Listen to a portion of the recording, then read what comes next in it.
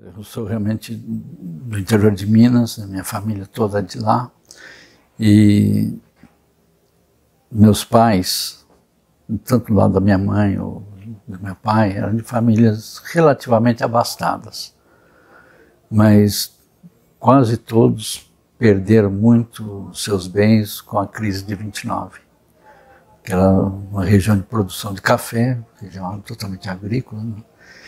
E ali houve uma perda muito grande e um declínio, assim, eu não acompanhei, porque foi antes do meu nascimento, mas eu conheço a história, né, do declínio assim, rápido, né, da situação econômica deles. E chegou um ponto que meu pai já não tinha, ele ficou restrito a uma gleba de terra muito pequena e sem condições de sobrevivência lá. Então, em 1945, decidiram vir para São Paulo. Eu tenho uma irmã, né? Fomos meu pai, minha mãe e eu e minha irmã. Eu nasci em 1940, então eu tinha 5 anos quando nós viemos para São Paulo. E chegando em São Paulo, tanto meu pai quanto minha mãe não tinham praticamente, tinham realmente baixa escolaridade. Conseguiam ler, escrever muito pouco, né? E como quase todo mundo chegava em São Paulo naquele momento, sem qualificação de trabalho, né? Uma força desqualificada, porque meu pai é agricultor, minha mãe era uma exímia costureira. Então, mas meu pai seguiu o caminho da maioria dos homens que chegavam aqui naquela época, foi para a construção civil. Inicialmente como servente pedreiro, depois se tornou pedreiro, profissional da área, né? E minha mãe foi trabalhar na indústria têxtil, que naquele momento não exigia mão de obra assim qualificada, né? E passamos realmente nos primeiros anos aqui em São Paulo, a situação muito difícil, né? De pobreza mesmo, né? Eu brinco, a gente só não passou fome porque tanto meu pai quanto minha mãe eram muito criativos. Mas, senão, a gente teria passado, né? E foi nesse período que a gente teve contato com a Igreja Metodista. Por meio de uma irmã do meu pai, que já tinha vindo para São Paulo cerca de 8 anos antes, já estavam frequentando essa igreja. Então a gente começou a frequentar com eles. E foi realmente a igreja ali ofereceu um espaço de, eu diria, uma certa segurança, né? Um espaço comunitário, ajudou a gente a sair daquele, isso digamos, é uma análise a posteriori, né? Mas a gente não tinha grande consciência disso, mas deu para a gente um senso de comunidade, né? De a gente escapar, fugir do isolamento inicial que a gente tinha em São Paulo. Então, aí eu comecei realmente a participar ativamente da igreja e, paralelamente, eu tinha também, eu penso na questão política, né? Na igreja metodista, naquele momento, havia muita discussão, reflexão, havia grupos de estudo. Então se discutia as questões da sociedade. Não de maneira muito profunda, mas havia esse espaço. E na minha casa, meu pai era getulista, né? E então havia sempre uma conversa política entre os dois, meu pai e minha mãe, os dois sempre conversando sobre a situação política. Me lembro perfeitamente da queda do Getúlio em 45, depois daquele processo da eleição do Dutra. Me lembro que meu pai votou naquele momento no candidato que era o candidato do Partido Comunista, Fiuza. Ele detestava o Dutra, porque meu pai, quando serviu ao exército, o Dutra era o comandante da unidade militar onde ele estava. Ele detestava o Dutra. E tinha sempre um rechaço muito grande aos militares em geral, né? Então eu cresci nesse ambiente, assim, de acompanhar as discussões das conversas políticas. Depois, quando Getúlio volta, eleito, eu me lembro, eu andava orgulhosamente pela rua com 10 anos, 9, 10 anos de idade, né, durante a campanha, com o distintivo do Getúlio assim, na minha camisa, né?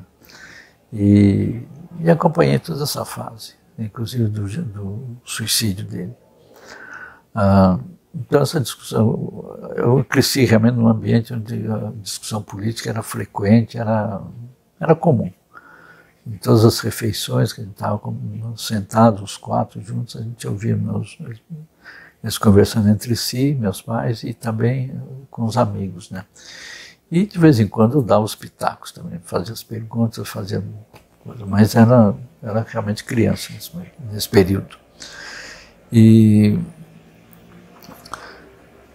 aquela situação de pobreza que a gente vivia, eu terminei levou a uma situação em que eu terminei o curso primário, na época hoje seria Fundamental 1, né? Terminei com 10 anos e meio. E eu morava aqui na Vila Maria, que hoje é a periferia, mas não é tão pobre quanto era naquela época. Naquela época era a periferia realmente brava de São Paulo, né? E quando eu terminei o curso primário, eu não tive condições de seguir, né, ir para o segundo período, que na época se chamava ginásio, né? Entrar na escola, fazer o curso secundário, porque não havia colégio naquela região.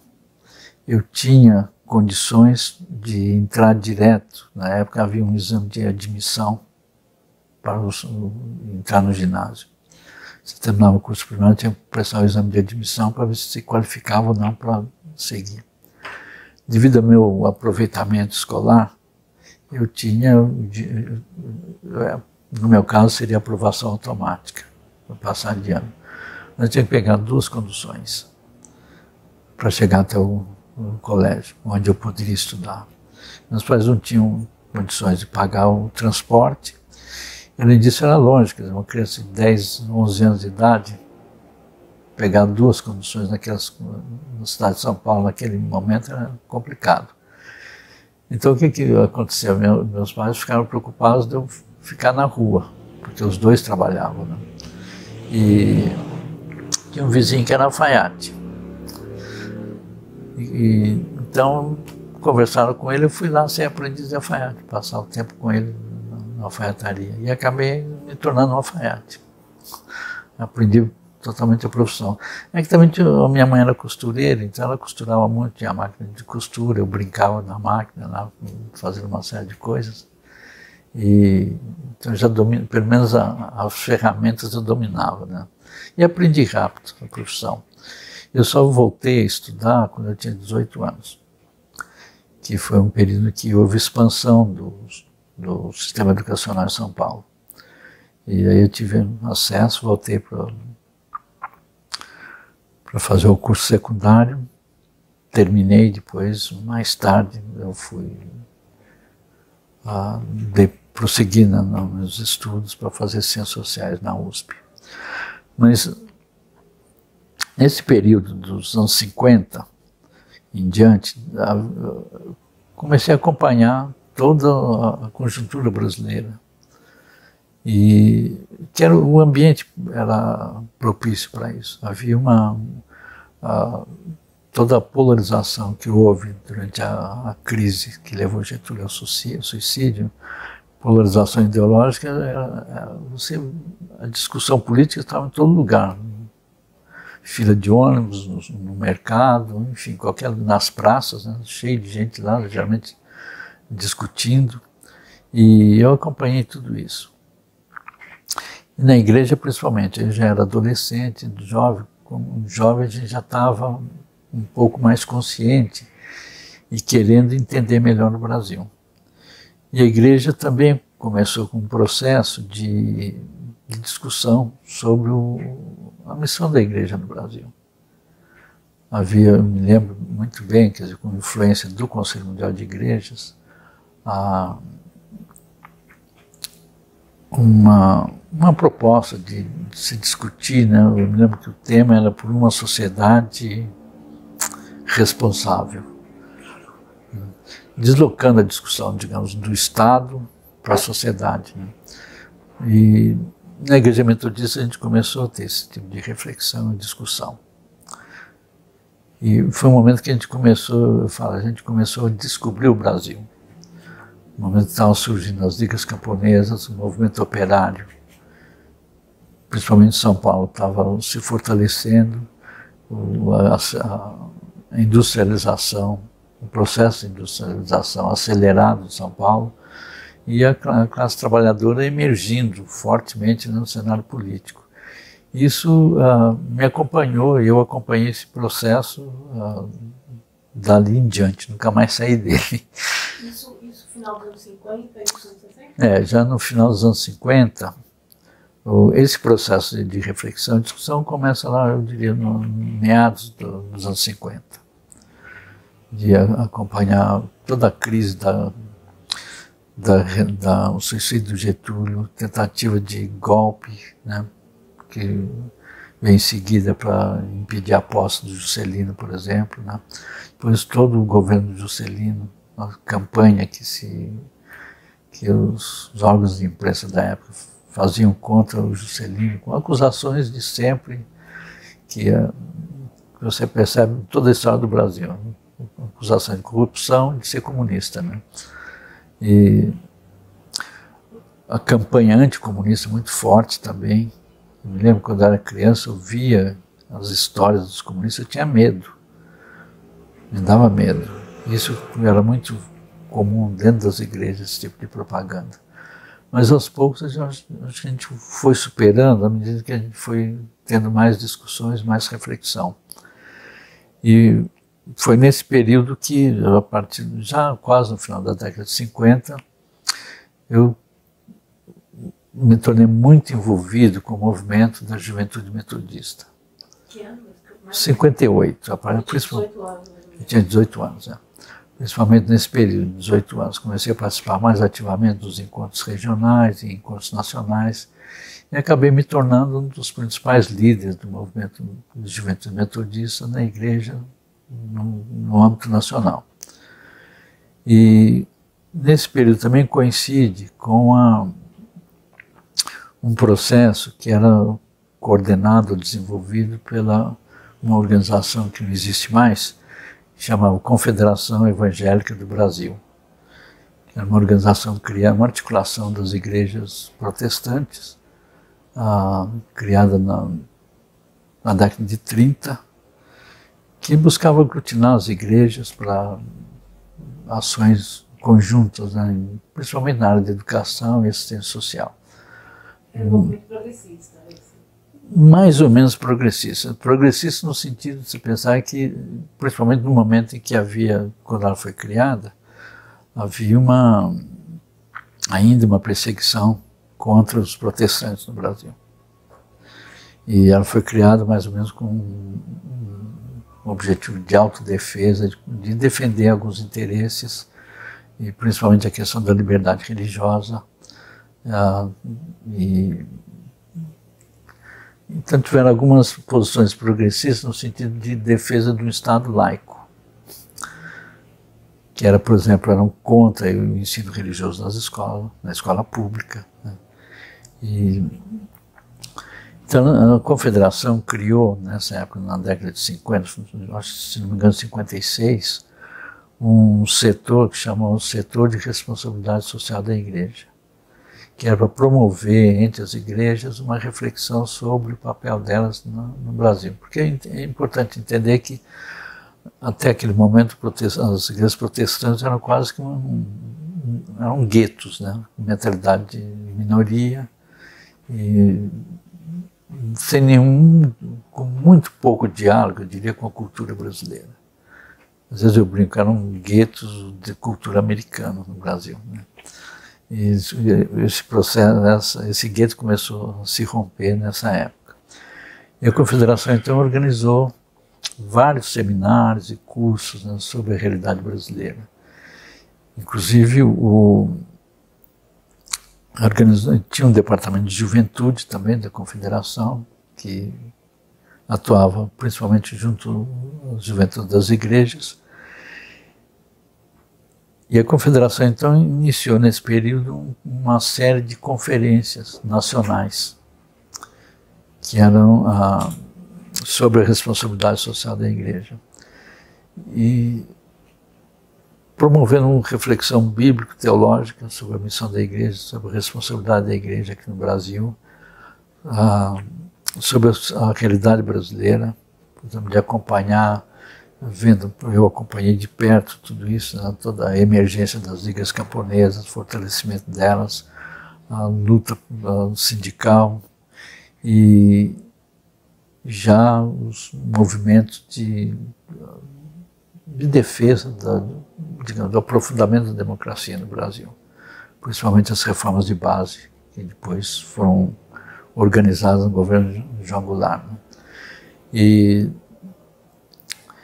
também é importante entender esse contexto, que em 58 e 59 acontece a Revolução Cubana, que teve um impacto muito grande no Brasil, no mundo inteiro, mas principalmente na América Latina em geral, no Brasil. E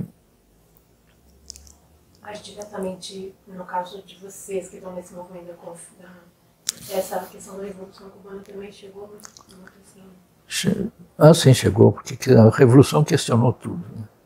O impacto da Revolução foi muito grande, não só no sentido de despertar muita gente. A gente percebia, assim, naquele momento a gente já tinha consciência do papel negativo dos Estados Unidos no Brasil, das intervenções da América Latina, do papel das empresas americanas aqui, não só americanas, europeias também, mas principalmente as americanas. E então, quando acontece a Revolução Cubana, a gente pensa, uma ilha pequena, um país pequeno, pobre, minúsculo, tem condições de desafiar o grande império, nós também temos. Né? Então ali começa realmente um processo rápido de conscientização, de uma efervescência política, inclusive dentro da igreja, porque a Revolução Cubana teve o impacto foi muito grande nas igrejas, porque teve pouco depois da tomada do poder, não demorou muito tempo, mas principalmente quando os Estados Unidos começam a fazer o cerco contra Cuba, até inclusive antes, né, da Revolução se declarar em caráter socialista, as igrejas, por exemplo, a Igreja Católica se colocou totalmente contrária à Revolução Cubana naquele momento. As igrejas protestantes se dividiram. Uma parte, não sei em termos percentuais, mas sei que uma grande parte de pastores e padres saíram de Cuba. Os pastores foram para os Estados Unidos, padres para outros países da região. E então aquelas lideranças evangélicas ou protestantes que ficaram na ilha continuaram a manter contato com os outros igrejas da América Latina. Inclusive naquele período eu me lembro de 2 cubanos, líderes das igrejas, um deles inclusive era médico, esteve no Brasil, acho que foi em 61, 62 por aí. E a gente sentou com eles, discutiu bastante, conversou muito sobre a Revolução Cubana. Então, para nós não houve um abalo no sentido da chamada perseguição às igrejas, que é o discurso que a gente começou a ouvir das igrejas lá, que eram contra a Revolução, é que a Revolução tinha confiscado, nacionalizado todas as escolas e hospitais. Então as igrejas que viviam disso perderam quase que a razão de ser delas, né? Tiveram que se reinventar. E para os protestantes, as lideranças protestantes, isso não era problema. Não era problema, eles não viam isso como problema. Ao contrário, a possibilidade da igreja não ter que se preocupar com esses aspectos, se preocupar com outras formas assim, de formação dos membros. Né? Então a Confederação possibilitou essa reflexão, por meio inclusive ela organizou 3 conferências, 56, 60 e 62. A última é muito sintomático o título, ou o tema, era Cristo e o processo revolucionário brasileiro. Porque era um momento que realmente a pauta era a revolução no Brasil. Todos os movimentos sociais da época estavam lutando por isso, uma revolução no Brasil. Havia, inclusive, os setores da democracia cristã, que eram menos radicais, um pouco mais conservadores, aceitavam esse tema, discutir o caráter da Revolução Brasileira. Sem contar, lógico, os partidos comunistas e outros, né? Mas, então, essa conferência é um marco, porque foi realizada no Recife e com a participação de setores de fora da igreja. Eu acho que provavelmente deve ter sido a primeira vez que houve um diálogo entre, digamos, cristãos e marxistas no Brasil.